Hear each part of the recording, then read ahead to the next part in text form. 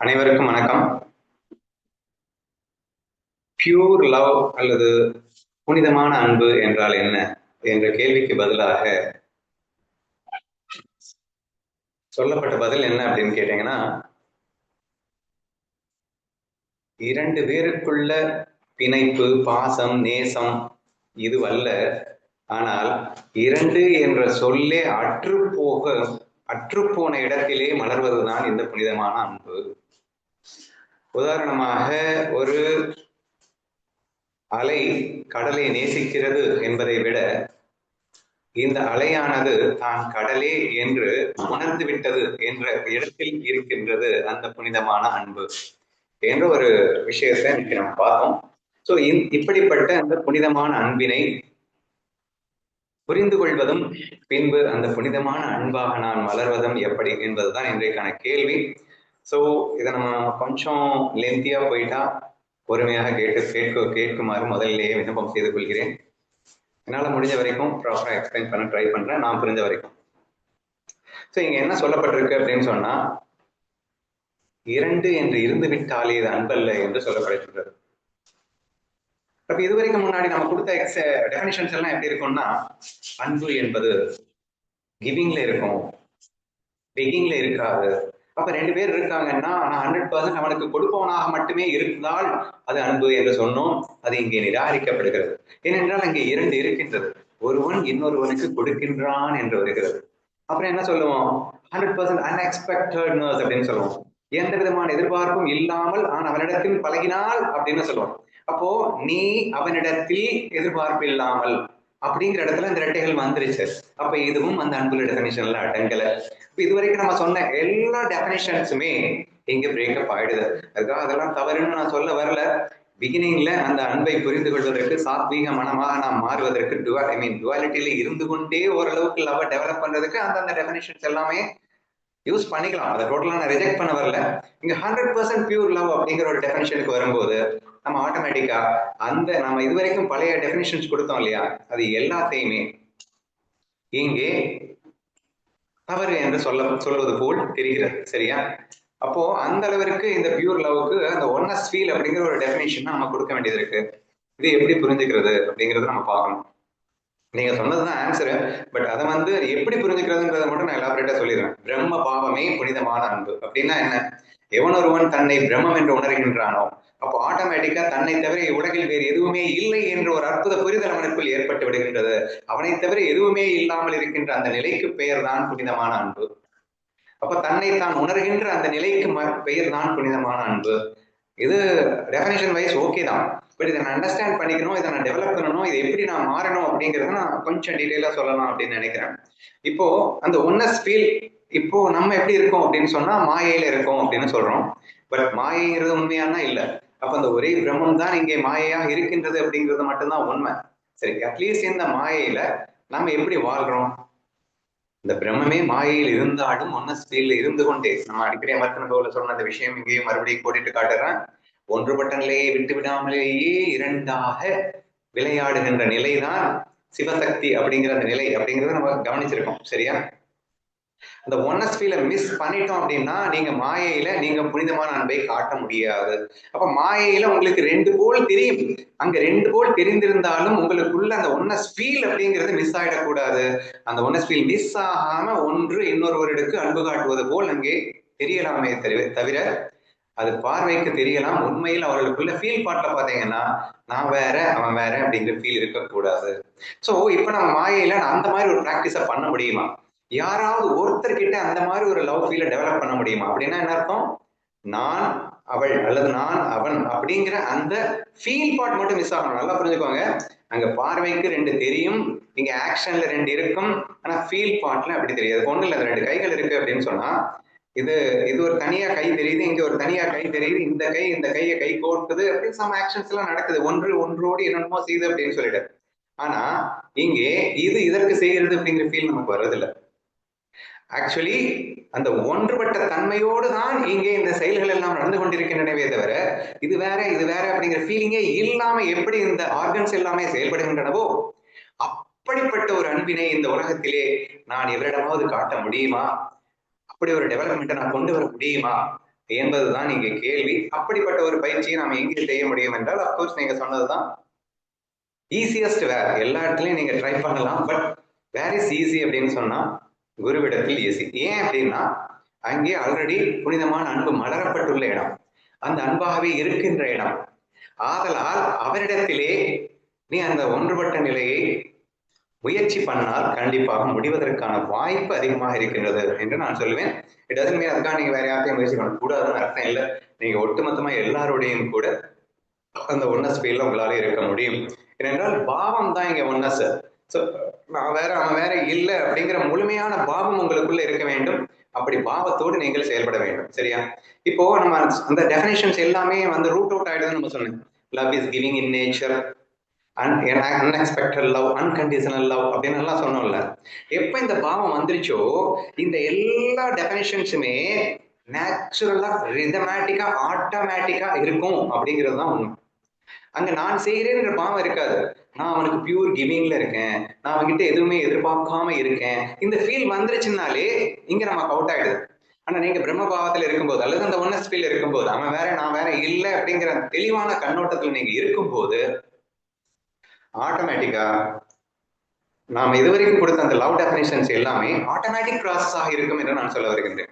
அதை நீங்க பிரயத்தனம் பண்ணி பண்ணக்கூடிய ஒரு விஷயமா இருக்காது. அப்படி பிரயத்தனம் பண்ணி பண்ணக்கூடிய விஷயமா இருந்தால் அது புனிதமான அன்பு என்று அழைக்கப்பட முடியாது என்றுதான் நீங்கள் புரிந்து கொள்ள வேண்டும். சரி, ஓகேப்பா, இப்ப அந்த லவ் நான் எப்படி டெவலப் பண்றது அப்படிங்கிற நெக்ஸ்ட் கொஸ்டின் வருது. நான் ஏற்கனவே இந்த பார்ட்ல ஒரு விஷயத்த கேட்டதா நான் சொன்னேன். அதை பேஸ் பண்ணி நான் எக்ஸ்பிளைன் பண்ண ட்ரை பண்றேன். ஒருத்தர் இருக்காங்க, நீங்க யாராவது ஒரு வெல்விஷரை சூஸ் பண்ணிக்கோங்க, ஃபேமிலியில உங்க கணவனையே சூஸ் பண்ணுங்க, அல்லது உங்க பையனை சூஸ் பண்ணுங்க, உங்க ஃப்ரெண்ட் யாராவது ஒருத்தரை சூஸ் பண்ணுங்க, அல்லது குருவை சூஸ் பண்ணுங்க, no matter that is. But நீங்க அவர்கிட்ட ஒன்னஸ் ஃபீல் இருக்கீங்களா அப்படின்றத எதை வச்சு செக் பண்ணலாம் அப்படின்னு சொன்னா ஒரு 4 விஷயமான பாயிண்ட் நம்ம சொல்லியிருந்தோம். பயம், சோகம், வெக்கம், பதட்டம் அப்படின்னு ஒரு 4 பாயிண்ட். சரியா? தயக்கம், பதட்டம்னு சொல்லிட்டேனோ, தயக்கம். சரியா? மொத்தம் 4 பாயிண்ட். நல்லா கவனிங்க. இப்ப நானும் இன்னொருத்தரும் லவ் ஒன்னஸ்ல இருக்கேனா, பியூர் லவ்ல இருக்கேனா அப்படிங்கறத என்ஷூர் பண்ணிக்கணுமா? அவங்க கிட்ட அளவு கூட என்கிட்ட பயம் இருக்கக்கூடாது. அவங்கள பார்த்தா எனக்கு பயம் வருதுன்னு நீ சொல்லிட்டேனாலே நீ பியூர் லவ்ல இல்லை. அவங்கள பார்க்கும்போது எனக்கு கஷ்டமா இருக்கு அப்படின்னு சொல்லிட்டேன்னா லவ்ல இருந்து அவுட் ஆயிட்ட. எந்த சூழலையும் நான் சொல்றேன், இந்த கணத்துல இல்லை, எந்த கணத்திலையும் எல்லா நேரத்திலையும். ஏன்னா உன்னை நீ பார்க்கும்போது உன்னை கண்டு நீ பயப்பட போறதில்லை, உன்னை கண்டு நீ சோகப்பட போறதில்லை, உனக்கே நீ வெக்கப்பட போறதில்லை, உன்கிட்ட நீ தயக்கம் காட்ட போறதில்லை. இல்லையா? இல்லையா? அப்ப அந்த மாதிரி இன்னொரு நபரிடத்திலே உன்னால் மெயின்டைன் பண்ண முடிந்தால் அப்படின்னு நம்ம சொல்றோம். இல்லையா? அப்போ அவரை பார்த்தா அவரை பார்க்கும்போது எனக்கு கஷ்டமே வராது. சரி, 3வது பாயிண்ட் என்ன? வெக்கம். வெக்கம்ங்கிறது 2 டெஃபினிஷன்ல நீங்க எடுத்துக்கணும். பொதுவா இன்ஃபீரியாரிட்டி காம்ப்ளெக்ஸ் அப்படிங்கிறது ஒரு வெக்கம் அப்படின்னு சொல்லுவோம். அதாவது வெக்கமா இருக்கு எனக்கு, உங்ககிட்ட எல்லாம் நான் பேச வேண்டியது இருக்கு அப்படின்னு சொல்லும்போது அவரை தான் மேலானவனாக நினைத்து கொண்டு அவன் கீழானவனாக இருந்து கொண்டு பேசக்கூடிய ஒரு வார்த்தை. அல்லது இன்ஃபீரியாரிட்டி காம்ப்ளெக்ஸ்ல ஒரு வெக்கம்ங்கிற யூஸ் பண்ணுவோம். எவ்வளவு கேவலமா இருக்கேன், என்ன நினைச்சா எனக்கே வெக்கமா இருக்கு என்று சொல்வதுண்டு. ஸோ அதையும் நீங்க எடுத்துக்கோங்க. எகைன் அங்கே ஈகோ வந்துருச்சுன்னு அர்த்தம். ஸோ வெக்கம் வந்துருச்சு அப்படின்னாலே அங்க வந்து அந்த பியூர் லவ் நம்ம மிஸ் பண்ணிடுறோம் அப்படிங்கிற மாதிரி வருது. இன்னொன்னு பாடி வைஸ் வெக்கம் இருக்கு இல்லையா, அதுவும் வந்து ஒன்னஸ் ஃபீல் இருக்காது. சரியா? இப்போ என்னுடைய பாடியை வந்து நான் இன்னொருத்தரை காட்டுறதுக்கு நான் வெக்கப்படுறேன் அப்படின்னு சொல்லிட்டாலே, இப்போ ஏன்னா நான் பாத்ரூம்ல வந்து எந்த விதமான வெக்கமும் இல்லாம நான் குளிக்கிறேன் இல்லையா? ஸோ அப்படி ஒரு ஃபீல் தான் நீங்க இன்னொரு நபர்கிட்ட இருக்கும். இந்த பாடி வைஸ் வெக்கம் கூட இருக்காது அப்படின்னு சொல்றோம். ஸோ டிஃப்ரெண்ட் கைண்ட்ஸ் ஆஃப் வெக்கம் இருக்கு. எந்த விதமான வெக்கமும் உங்களுக்கு இல்லாமல் இருந்தால் மட்டும்தான் நீங்கள் அந்த பியூர் லவ் அப்படிங்கிற அந்த பாயிண்ட்டுக்குள்ள என்ட்ரி ஆகுறீங்க அப்படிங்கிறத புரிஞ்சுக்க ட்ரை பண்ணுங்க. நீ ஃபைனலா இன்னொரு பாயிண்ட் தயக்கம் அப்படின்னு சொல்றோம். ஸோ ஒரு விஷயத்த பேசினாலே ஒரு பயம் வருது. பயத்துல இருந்து இன்னொரு பாயிண்ட் தான் தயக்கம்னு வச்சுக்கோங்க. ஏதாவது சொல்லிடுவாரோ, நினைச்சிடுவாரோ, ஏதாவது ஆயிடுமோ. ஸோ இந்த மாதிரியான ஒரு பயத்திலிருந்து விளைவாக ஒரு தயக்கம் இருக்கும். அதாவது ஃப்ரீ மூவ்மெண்ட் இருக்காது. நீங்க சொல்ல நினைக்கிறத நீங்க தயக்கம் இல்லாம பேசுங்க அப்படின்னு சொல்லுவோம் இல்லையா? அந்த மாதிரி பேச முடியாது உங்களால. ஏதோ ஐயோ அப்படின்னு ஒரு பயந்து பேசக்கூடிய ஒரு தயங்கி பேசக்கூடிய ஒரு நிலை ஏற்படுமையானால் still you are not in love with them அப்படிங்கிற மாதிரி வந்துருது அப்படின்னு புரிஞ்சுக்கோங்க. ஓகேவா? சரி, இப்ப இந்த 4 விதமான விஷயங்களில் இருந்து நான் எப்படி வெளிவருவது? வெளிவந்து விட்டீர்கள் என்று ஃபர்ஸ்ட் ஒருத்தரை நம்ம டெவலப் பண்ணி ஜெயிப்போமே, அந்த ஒருத்தரோட டெவலப் பண்ணி ஜெயிச்சிட்டீங்கன்னாலே நீங்க லவ் வாழ்க்கையில என்ட்ரி ஆகுதுங்கிறது பெரிய விஷயமே கிடையாது. அந்த pure love with every one, அது பிரம்ம பாவத்துக்கு. ஏன்னா ஆக்சுவலி பிரம்ம பாவம் தான் பியூர் லவ். அந்த ஒன்னஸ் ஃபீல் அப்படின்னாலே பிரம்ம பாவம் தான், நான் இல்லைன்னு சொல்லல. பட் இந்த மாயையில அட்லீஸ்ட் வித் ஒன் பர்சன் இந்த ஒன்னஸ் ஃபீலை நீங்க டெவலப் பண்ணுங்க, தென் நீங்க பிரம்ம பாவத்துல நீங்க தலைக்கிறதுக்கு ஒரு பெரிய விஷயமே இருக்காது என்பதால் நான் இந்த பாயிண்ட்ஸ் எல்லாம் மென்ஷன் பண்ணிட்டு இருக்கேன். சரி, ஓகே. இப்போ how to cultivate all these points அப்படிங்கிற அந்த பாயிண்ட் வருது. இப்போ உங்களுக்கு பார்த்த உடனே பார்த்தீங்கன்னா, இன்னைக்கு ஜென்ரலா நிறைய ஃப்ரெண்ட்ஸ் இருக்கீங்க. நீங்க கேர்ள் ஃப்ரெண்ட், பாய் ஃப்ரெண்ட் ஆகட்டும், கணவன் மனைவி ஆகட்டும், ஹூவர் இட் மேபி, இந்த 4 பாயிண்ட் இல்லாம இருக்கான்னு நல்லா யோசிச்சு பாருங்க. இருக்கும். ஏன் இருக்கு? டீட்டெயிலா பார்க்கலாம். இப்ப பயம்னு எடுத்துக்கிட்டீங்கன்னா, நிராகரிக்கப்பட்டு விடுவேனோ என்ற பயம். என் கணவன் என்னை விட்டு ஒதுங்கி போய் விடுவாரோ, கணவனுக்கு வந்து எங்க என் பொண்டாட்டி என்னை விட்டு போயிடுவாளோ, ஸோ திஸ் கைண்ட் ஆஃப் பயம் அந்த ரிலேஷனுக்குள்ள இருக்கு இல்லையா? அது நீங்க நான் கணவன் மனைவின்னு சொல்றதை நீங்க ஒரு ஃப்ரெண்டுக்குள்ளேயே எடுத்துக்கலாம். எங்க இந்த ஃப்ரெண்டு பிரிஞ்சு போயிடுவாளோ அப்படிங்கிற பயம், அல்லது அம்மா பிள்ளைக்குள்ள. So whatever the relation நீங்க என்ன எடுத்துக்கோங்க, நிராகரிக்கப்படுவேனோ என்று ஒரு பயம் அப்படிங்கிறது இருக்கா அப்படின்னு என்ஷூர் பண்ணுங்க. அப்போ அது ஏன் வருது அப்படின்னு யோசிச்சு பார்த்தீங்க அப்படின்னா, 100% நீங்கள் உங்கள் பிரம்ம பாவத்தில் இருந்து நம்ம மனமா சொல்லபடி பார்த்தீங்கன்னா, நீங்கள் எப்போதுமே நிறைந்த மனதோடு அன்பில் பொங்கிக் கொண்டு நீங்கள் வாழ்வீர்கள் என்றால் நிராகரிக்கப்படுவீர்களோ என்ற பயம் இருக்கவே இருக்காது. ஏனென்றால் நீங்கள் நிராகரிக்கப்பட்டாலும் நீங்கள் அன்பில் தானே இருக்க போகிறீர்கள். ஒரு ரிலேஷன் இருக்கு, அவங்க வந்து ஒதுக்கி வச்சிருவாங்களோ, அவங்க ஒதுக்குனாலும் நம்ம லவ் பண்ணிட்டு தானே இருக்க போறோம். அவங்க ஒதுக்குனா என்ன, ஒதுக்கலைன்னா என்ன, ஏன் லவ்க்கு அதனால எந்த பாதிப்பும் இல்லையே. How could they stop my love by just avoiding me? என்ன வந்து நீ பார்க்காத, நீ பேசாத அப்படின்னு என்ன ஒதுக்கி வச்சுட்டா மட்டும் நான் அவர்களை நேசிப்பதை அவர்கள் தடுத்து விட முடியுமா? If you have this understanding, இந்த ஒரு சின்ன அண்டர்ஸ்டாண்டிங் உங்ககிட்ட இருந்தா கூட நீங்க தைரியமா அந்த நிராகரிக்கப்படுவேனோ என்று அந்த பயத்திலிருந்து பூரணமாக தப்பித்து விடலாம் அப்படின்னு நான் நினைக்கிறேன். சரியா? இப்ப நெக்ஸ்ட் இந்த ஒன்னோட தொடர்பு தான் மீது எல்லாமே. இப்ப நிராகரிக்கப்படுவேனோ அப்படின்னு பயத்துல இருந்து என்ன வரும் அப்படின்னு கேட்டீங்கன்னா, என்னை அவர் நிராகரிக்கிறார் அப்படிங்கிறது ஒரு சோகமாக வரும். இப்ப கௌரி வந்து நீங்க என்ன அவாய்ட் பண்றீங்கன்னு அடிக்கடி அழுதுகிட்டே இருப்பான். அப்போ என்னை என்னை கண்டால் சோகம் வரக்கூடாதுன்னு சொன்னேன், பட் அவளுக்கு சோகம் வருது. ஏன் சோகம் வருதுன்னா, நான் அவளை நிராகரிப்பதாக நினைக்கும் போது அது சோகமாக மாறிவிடுகிறது. நிராகரிக்கப்படுவேன் என்ற பயமே இங்கு நிராகரிக்கிறார் என்று நினைப்பின் காரணமாக அது சோகமாக அங்கே மாறுகின்றது அப்படிங்கிறத நம்ம புரிஞ்சுக்கணும். சரியா? நீங்க அவர் என்னை நிராகரிக்கிறார் அப்படிங்கிற அந்த ஃபீல் அப்படிங்கிறது உங்களை அன்பாக மலர விடாது. நீங்க டிசைட் பண்ணிட்டீங்க அவரோட ஒன்னஸ் ஃபீல் இருக்கணும் அப்படின்னு நீங்க முடிவு பண்ணிட்டீங்கன்னா, அவர் என்னை நிராகரித்தாலும் அவர் இன்ஃபேக்ட் நிராகரிக்க முடியாதுன்னே ஃபீல் பண்ணலாம். முன்னாடி எனக்கு ஒரு ஃப்ரெண்ட் இருந்தாங்க, இப்போ இல்லை. அப்போ வந்து அந்த ஃப்ரெண்ட்ஸ் இந்த டயலாக்ஸ் வந்து ரொம்ப முக்கியம். சரியா? நிறைய பேர் சொல்லுவாங்க, எந்நேரமும் இவன் கூடயே ஒட்டிகிட்டே இருக்கீடா, இவன் பத்தி விட்டுட்டான்னா, இவன் விரட்டிட்டான்னா நீ என்ன செய்வ அப்படின்னு கேட்கும்போது ரொம்ப கூலா ஒரு பதில சொல்லுவாங்க, அதெல்லாம் முடியாதுப்பா. ஏன்? நீ அவங்களை விட்டு போக மாட்ட, அது எனக்கு புரியுது. இவங்க விரட்டிட்டாங்கன்னா நீ என்ன செய்வ? விரட்ட முடியாதுங்கிறான்ல, அது எப்படி முடியாது? 2 காலையும் இறுக்கி பிடிச்சுக்கிட்டு நான் உங்களை விட்டு போக மாட்டேன்னு கதறி காலில் விழுந்து அழுதுகிட்டு இருந்தா அவங்களால விரட்டிட முடியுமா அப்படின்னு ஒரு கொஸ்டின் கேட்டாங்க. Just try to feel that. See, if you decide that இவங்க கிட்ட நம்ம ஒன்னஸ்ல இருக்கணும்னு முடிவு பண்ணிட்டேன் அப்படின்னா, நிராகரிக்கப்படுவேனோ என்ற பயமும் நிராகரிக்கிறார் என்ற சோகமும் அங்க வருவதற்கு வாய்ப்பே இல்லை. அங்க பயமுறுத்துறாங்க, இன்னும் தூக்கி எரிஞ்சிட்டா நீ என்ன பண்ணுவ அப்படின்னு. அதெல்லாம் ஒன்றும் முடியாதுப்பா. ஏன்னா நீ டிசைட் பண்ணிட்ட நான் அவங்களோட இருக்கணும் அப்படின்னு, நான் அவங்களோட ஒன்னா இருக்கணும்னு முடிவு பண்ணிட்டேன், அவங்களோட தான் கலந்திருக்கேன்னு நீ முடிவு பண்ணிட்டேன் அப்படின்னா, அதை பிரிப்பதற்கோ மறுப்பதற்கோ வேறு சக்தி உனக்கு கிடையவே கிடையாது அப்படின்னு புரிஞ்சுக்கோங்க. சரணாகதி என்ற ஒரு ஆயுதத்தால் இறைவனையே மடக்கிவிட முடியும் எனும் போது ஒரு மனிதனை மடக்கி விட முடியாதா?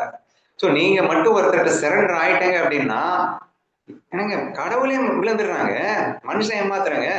ஸோ கண்டிப்பாக அவர்கள் உங்களை நிராகரிக்க முடியாது. So everything is in your hand அப்படின்னு சொல்றோம். நம்ம எல்லாமே சூழலை தப்பிச்சு சூழலை காட்டி என் மேல தப்பில்லைன்னு ஒதுங்குற வேலை தான் நம்ம பண்ணிட்டு இருக்கோம். அப்ப நீ உண்மையிலேயே ஒன்னாஸ்பில் இருக்கணும்னு முடிவு பண்ணிட்டா சூழல் உன்னை தடுக்க முடியாது அப்படின்றத புரிய வைக்கிறதுக்காக நான் சொல்லிட்டு இருக்கேன் அப்படிங்கிறேன். சரியா? So when you are in that feel அப்படின்னா இப்ப நெக்ஸ்ட் என்ன, வெக்கம், இன்ஃபீரியாரிட்டி காம்ப்ளெக்ஸ் வந்துடும். சே, நான் அவ்வளவு கேவலமா இருக்கேன், அதனாலதான் என்ன நிராகரிக்கிறாரு அப்படின்னு உன்னையே யார் உன்னை தாழ்த்திக்க சொன்னா? நானும் அவரும் ஒன்றுதான், அவரோடு தான் நான் இருக்கின்றேன், அவரோடு நேசத்தில் இருக்கின்றேன், அவர் என்னை நிராகரிக்கவும் முடியாது, நிராகரிக்கவும் மாட்டார் என்ற ஒரு பியூரஸ்ட் அண்டர்ஸ்டாண்டிங்ல நீ இருக்கும்போது அந்த இன்ஃபீரியாரிட்டி காம்ப்ளெக்ஸ் வருவதற்கான வாய்ப்பே இல்லை.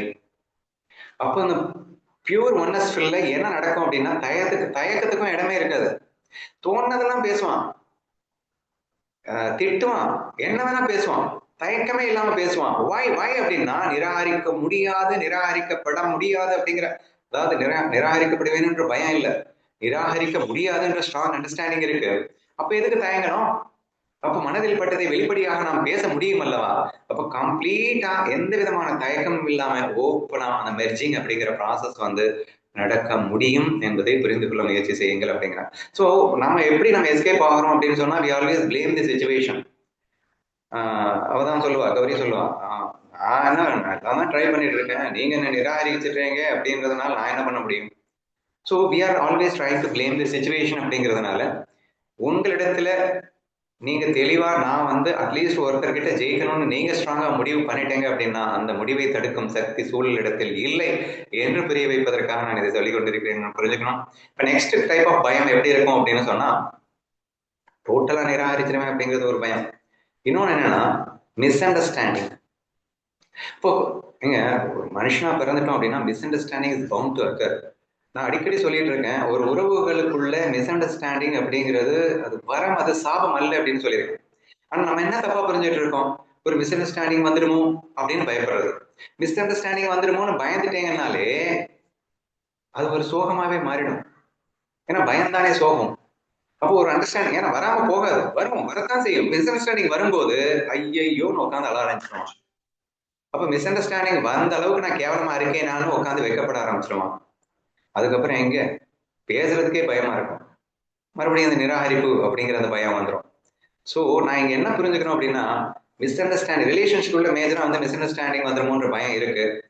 தயவு செய்து சொல்றேன், மிஸ் அண்டர்ஸ்டாண்டிங் தான் இந்த பாண்டை வந்து இன்க்ரீஸ் பண்ணக்கூடிய ஒரு பாடமாக இருக்க முடியுமே தவிர, மிஸ் அண்டர்ஸ்டாண்டிங்கே இல்லைன்னா தான் நமக்கு வந்து பாண்டு நல்ல வலுப்பெறாது, ஒன்னஸ்பில் போக முடியாது. மிஸ் அண்டர்ஸ்டாண்டிங் எந்த அளவுக்கு வருதோ அந்த அளவுக்கு நம்ம வந்து பாண்டுக்குள்ள என்றாதான் ஒன்னஸ்குள்ள மெர்ஜ் ஆக முடியும் என்று நான் சொல்ல வருகின்றேன்.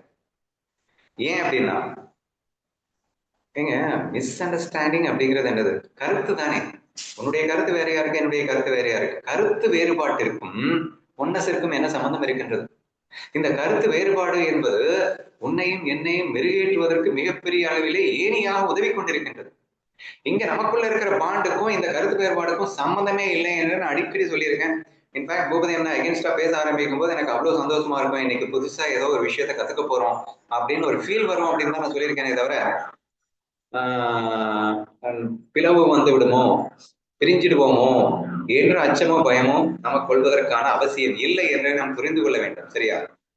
சேம் திங் தான் மிஸ் அண்டர்ஸ்டாண்டிங் அல்லது சண்டைன்னு வச்சுக்கோங்களேன், கான்ஃபிளிக்ட் அப்படின்னு ஆங்கிலத்துல சொல்லுவாங்க. ஸோ எதிரெதிரான கருத்துக்கள், ஒரு சண்டைகள் அப்படிங்கிறதெல்லாம் வந்துருமோ அப்படிங்கிற அந்த பயம், இந்த பயம் சோகமாக மாறுகிறது.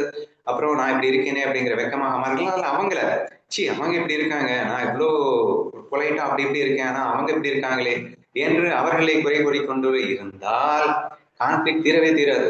ஏன் மனசுக்குள்ள கான்ஃபிளிக்ட் வந்ததுக்கு அப்புறம் எப்படிங்க உங்களால வந்து மெர்ஜ் ஆக முடியும்? ரெண்டு மனசு ஒன்னா தானே ஒன்னஸ். கான்ஃபிளிக்ட் வந்தா தப்பு இல்லைங்க, ஆனா கான்ஃபிளிக்ட் வந்ததுக்கு அப்புறம் நீங்க அன்போடு நீங்கள் அதை சண்டை போடணும். சண்டை போட்டாதானே அன்பு. எவன் சொன்னா சண்டை போட்டா அன்பு இல்லைன்னு? அன்பை ஏன் விட்டு கொடுக்குற? சண்டை வரட்டும் தப்பு இல்லை, ஆனா அன்பு தானே விட்டு கொடுக்க கூடாது. ஆனா சண்டை வந்துட்டாலே அன்பு காணாம போயிடுச்சுன்னா உன்னை யாரை நினைக்க சொன்னது அப்படின்னு கேட்கிறேன் நான். சரியா? So please never father when you have a conflict in your mind. மனசுக்குள்ள ஒரு எதிரான கருத்துக்கள் வருது செய்யுது அப்படின்னு சொன்னா அதை பத்தி கவலைப்படாத. எங்க இதுக்காக உறவு பிரிஞ்சிடுமோ, அது போயிடுமோ, இப்ப என்ன ஆகும் அப்படின்னா நீ கன்ஃபைன்ட் ஆயிடுவேன். உன்னுடைய உள்ளத்துல இருக்கிறது வெளிப்படையா பேச மாட்ட. அப்போ ஆட்டோமேட்டிக்கா நீ டிஸ்டன்ஸ் போயிட்டே இருப்ப. எங்கேருந்து ஒன்னஸ்க்கு வருது? டோட்டலா ஒன்னஸ்க்கு நம்ம வர முடியாமலே போய்விடும் என்பதை புரிந்து கொள்ள வேண்டும். சரியா? இப்ப நான் என்னதான் சொல்லிட்டு இருக்கேன் அப்படின்னா, 100% ஒன்னஸ் ஃபீல்டுக்குள்ள வரணும் அப்படிங்கிறப்போ இந்த 3 பாயிண்ட்ஸ் 4 பாயிண்ட்ஸ் வரக்கூடாதுங்க.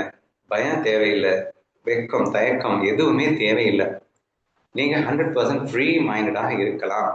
நீங்க சொன்ன அதே பாயிண்ட் தான். இப்படி இருக்கும் போது என்ன ஆகும் அப்படின்னா, அந்த சரணாகத பாவம் ஆட்டோமேட்டிக்கா வந்துடும். இப்போ ஒன்னஸ் ஃபீல் வேணும் அப்படின்னு எதிர்பார்க்கிற ஒருத்தர்கிட்ட நீ வந்து நேசிக்கணும்னு முடிவு பண்ணிட்ட, ஆனா பியூர் லவ்ல என்டர் ஆகணும்னு முடிவு பண்ணிட்டே இல்ல. என்டர் ஆகும் போதே பேதத்தை நீ பார்த்துட்ட அப்படின்னா என்டர் ஆக முடியாது. பேதம்னா என்ன? நான் வேற நீ வேற அப்படிங்கறத பார்த்துட்ட அப்படின்னாலே இந்த பியூர் லவ்க்குள்ள என்ட்ரி ஆக முடியாது. பின்ன வேற தானேங்க, அவர் வேற தானே, நான் வேற தானே. வேற வேற அப்படிங்கிறது உடல் அளவுல இருந்துட்டு போகட்டும்பா. உன்னுடைய பாவத்திலேயே வேற கொண்டு வர. இப்போ புனிதமான அன்புல என்ன வரும்? அவனுக்கு ஒண்ணுன்னா அடுத்த செகண்ட் எனக்கே அது நடந்ததாக நம்ம ஒரு ஃபீல் பண்றோம். அவனுக்கு நல்லது நடந்தா எனக்கு நல்லது நடந்த மாதிரி, அவனுக்கு கெட்டது நடந்தா எனக்கு கெட்டது நடந்த மாதிரி. அதுதானங்க பியூர் லவ்.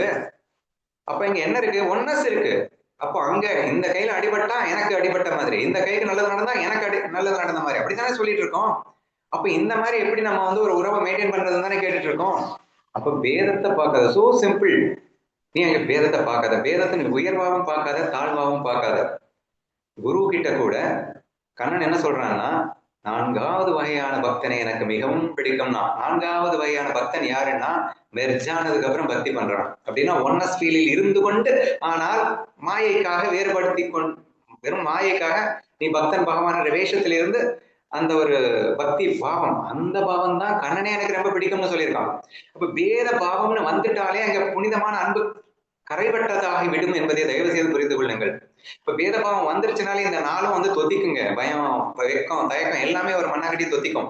நீ ஒன்னஸ் ஃபீல்டுக்குள்ள என்ட்ரி ஆகும் போது இந்த நாளையுமே களைய முடியும். அப்ப வேத பாவத்தை விரட்டு. அப்ப முழுக்க முழுக்க அவங்க வந்து பெரியவங்களா இருக்கலாம், சின்னவங்களா இருக்கலாம், வயசுல கூடவங்களா இருக்கலாம், ஆணா இருக்கலாம், பெண்ணா இருக்கலாம், தட் டசன்ட் மேட்டர். ஆனா அவர்கள் வேற நான் வேற அப்படிங்கிற அந்த பாவம் வச்சுட்டேனாலே நீ அவுட்டு. நான் தான். அப்ப நான் தான் அப்படிங்கிற அந்த ஃபீல்ட்ல உங்களுக்கு இந்த நாளுமே வந்து அற்புதமாக மலரும் விஷயத்த காணலாம். நாளுமே வந்து காணாம போகின்ற விஷயத்த காணலாம்னு சொல்றேன். பயமோ, வெக்கமோ, தயக்கமோ, சோகமோ எதுவுமே உங்களுக்குள்ள என்ட்ரி ஆகவே முடியாது. ஏன்னா எனக்குள்ள எனக்காக வருமா அது? இந்த நாள் எனக்கு எங்கிட்டயே எனக்கு வராது அப்படின்னா, அப்போ அந்த நீங்க ஒன்னஸ் ஃபீல்ட்ல நீங்க என்ட்ரு ஆறீங்க அப்படிங்கிறத இதை யார்ஸ்டிக்கா வச்சுதான் நீங்க புரிஞ்சுக்க முடியும் அப்படிங்கிறதையும் புரிஞ்சுக்கோங்க. இதே மாதிரி இன்னொரு சின்ன எக்ஸாம்பிள் எனக்கு என்ன தோணுதுன்னா, முன்னாடி காலத்துல கூட்டு குடும்பம்னு ஒண்ணு இருந்ததுங்க. அந்த கூட்டு குடும்பம்ல என்ன இருக்குன்னா, ஒரு 5-6 பசங்க இருக்காங்க அப்படின்னா, பொண்ணுங்க இருக்காங்க அப்படின்னா, எல்லாருமே ஒன்னா அந்த 5 பசங்களுடைய ஃபேமிலியும் ஒரே வீட்டுக்குள்ள இருப்பாங்க. அந்த மாதிரி ஒன்னஸ் ஃபீல்ட்ல இந்த அட்வான்டேஜஸ் யோசிச்சு பாத்தீங்க அப்படின்னா மலை அளவுக்கு அட்வான்டேஜஸ். இந்த மண்ணாங்கட்டி அண்டர்ஸ்டாண்டிங் இல்லாதனால இன்னைக்கு எல்லாமே சிங்கிள் ஃபேமிலியா மாறிடுச்சு. அன்புங்கிற அந்த புனிதம் இல்லாம போனதுனால அந்த அந்த அற்புதமான அந்த அட்வான்டேஜஸ் எல்லாமே காணாம போயிடுச்சு அப்படிங்கிறது தான் உண்மை. அப்படி என்ன அட்வான்டேஜ் நினைக்கிறீங்களா? அங்க குடும்ப தலைவர்னு ஒருத்தர் இருப்பாரு. ஒருத்தன் ₹1,00,000 சம்பாதிப்பான், ஒருத்தன் ₹10,000 சம்பாதிப்பான், ஒருத்தன் 30,000 சம்பாதிப்பான். That doesn't matter. எல்லாமே வந்து ஒரே ஆள்கிட்ட போயிடும். அவர்கள் தேவைக்கு மட்டும் அந்த குடும்ப தலைவர் பிரிச்சு கொடுப்பாரு. இமேஜின் பண்ணி பாருங்களேன், என்ன கைண்ட் ஆஃப் ஒன்னஸ்ல அவங்க இருக்காங்க. எல்லாருமே ஒண்ணுங்கிற அந்த ஃபீல் குடும்பத்துல இருக்கா இல்லையா? நான் அதிகமா சம்பாதிச்சேன் அதனால எனக்கு அதிகமா பணம் கொடு, இந்த தாட் வராது. அந்த மாதிரி, அதாவது இந்த கை கொஞ்சம் வீக்கா இருக்கலாங்க, அப்ப இந்த கை வந்து அதிகமா உழைச்சதுக்காக சப்போர்ட் பண்றது போது நான் இந்த கைக்கு சப்போர்ட் செய்தேன் அப்படிங்கிற ஃபீல் வருமா? வரவே முடியாது. அப்போ அந்த மாதிரி ஒரு அட்வான்டேஜ் முன்னாடி காலத்துல இருந்தது. அந்த மாதிரி நீங்க யாராவது ஒருத்தர்கிட்ட டெவலப் பண்ணுங்களேன். முடியல. என் பணம் உன் பணம் ரெண்டும் ஒண்ணுன்னே எவனாலேயே நினைக்க முடியலங்க. எங்கெங்க நீங்க வந்து ஒன்னஸ் ஃபீல்ட்ல போறதுக்கு. பட் முடியாதுன்னு நினைக்கிற வரைக்கும் முடியாதுதான். என்னை பொறுத்த வரைக்கும் ஈஸின்னு தான் சொல்லுவேன். நீங்க டிசைட் பண்ணா, நீங்க மனசு வச்சா. அவன் வேற நான் வேற இல்லை. அவனுக்கு ஒண்ணுன்னா எனக்கு அதேதான், எனக்கு ஒண்ணுன்னா அது அவருடைய வெற்றி என்னுடைய வெற்றி, அவருடைய மகிழ்ச்சி என்னுடைய மகிழ்ச்சி. இந்த ஃபீலிங் அவருடைய பணம் என்னுடைய பணம், என்னுடைய பணம் அவருடைய பணம், அவ்வளவுதானே. அதாவது நான் அடிக்கடி சொல்லியிருக்கேன், ஒரு நட்பின் பலம் அப்படிங்கிறது ஒரு தனி மனிதனாக இருக்கும்போது அவனுடைய பலம் 10 கிலோன்னா ரெண்டு பேர் இணையும் போது 10-20 கிலோ ஆகாது, அது 1000 கிலோ ஆகும்னு நான் பல தடவை சொல்லியிருக்கேன். அந்த ஒரு மெர்ஜில அந்த ஒரு ஸ்ட்ரென்த்தை யாருக்குமே புரிய மாட்டேங்குது. 2 பேர் மெர்ஜ் ஆனாலே எவ்வளவு பெரிய ஸ்ட்ரென்த்னா, ஒரு 3-4 பேர் மெர்ஜ் ஆனாங்கன்னா அது என்ன ஸ்ட்ரென்த்தா இருக்கும். லவ் ஆல் அப்படிங்கிறது எவ்வளவு பெரிய ஸ்ட்ரென்த்தா இருக்கும். பிரம்ம பாவம்ங்கிறது எவ்வளவு பெரிய ஸ்ட்ரென்த்தா இருக்கும்னு இமேஜின் பண்ணி பாருங்களேன். So that is the real bliss அப்படிங்கிறத புரிஞ்சுக்க ட்ரை பண்ணுங்க. முடியாதுன்னு யாரும் நினைக்க வேணாம். ஸோ இதெல்லாம் யாட்ஸ்டிக்கா யூஸ் பண்ணிக்கோங்க. ஜஸ்ட் நீங்க யாரிடம் ஒன்னஸ் ஃபீல்ட்ல வரணும்னு நினைக்கிறீங்களோ ஃபர்ஸ்ட் பேதபாவத்தை தூக்கி குப்பையில போடுங்க. இந்த 4 பாயிண்ட்ஸ் நான் சொல்லியிருந்தேன், அதை என்ட்ரி ஆக விடாம நீங்க பார்த்துக்கோங்க. ஆட்டோமேட்டிக்கா சரணாகத பாவம் என்பது உங்களுக்குள் மலர்வதை உணரலாம். அந்த சரணாகத பாவமே அந்த புனிதமான ஒன்னஸ் ஃபீல்டுக்குள்ள என்ட்ரி ஆகும். ஒன்ஸ் குரு சரண்டர் வந்துருச்சுன்னா நீங்க சொன்ன அந்த புனிதமான பிரம்ம பாவம் போகிறதுன்றது ரொம்ப ஈஸியா முடியும். ஏன்னா குரு சரணாகதிக்கு அப்புறம் அவர் பார்த்துப்பாரு, பிரம்ம பாவத்தை அவரே நமக்கு கொடுத்துட போறாரு.